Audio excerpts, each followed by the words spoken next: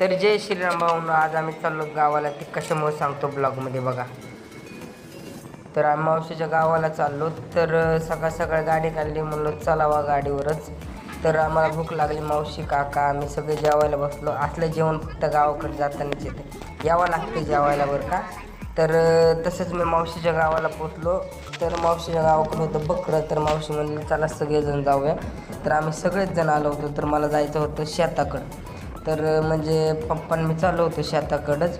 आमचं शेत आहे म्हणलं, तिथं कसं काय बघावं. तर हे सगळं शेत असं म्हणजे नांगरलं वगैरे होतं. बसलो मग सकाळी कोंबड्या वगैरे पाहिल्या.